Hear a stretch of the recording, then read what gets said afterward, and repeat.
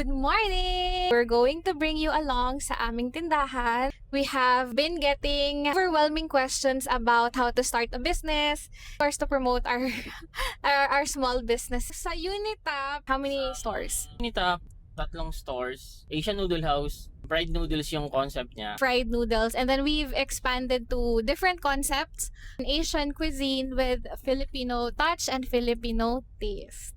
2020 after lockdown ng pandemic. Kuya Boy Silog is 2024. year. August. Mag-1 year na si Ramen City. Concept na yan, nauna muna ng name bago yung concept.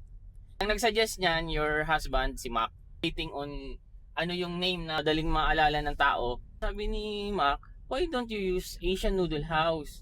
Sa Asia, marami talagang stir-fried noodles. Indonesia, meron silang mee goreng. Japanese stir-fried noodles naman is yakisoba.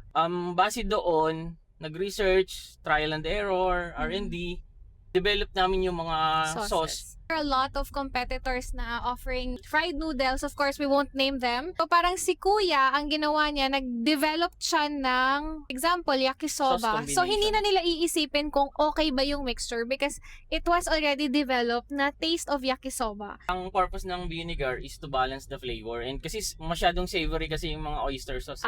And I remember backstory, naalala ko kami ni Mama, meron kami sa una-una naming tindahan, may bumili na Chinese. Tapos, ang hinanap niya was vinegar. Hindi niya trinay yung existing sauce.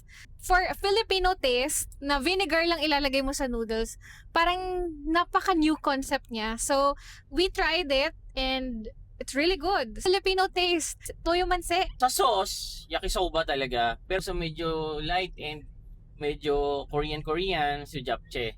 Additional toppings, meron kaming egg. Kung gusto mo ng egg, meron ding ground beef. Kasi para sa akin, mas masarap yung ground beef eh. So, malasa, magpa-add ng ground beef. Great, that's all. See you in our store. Isa lang naman.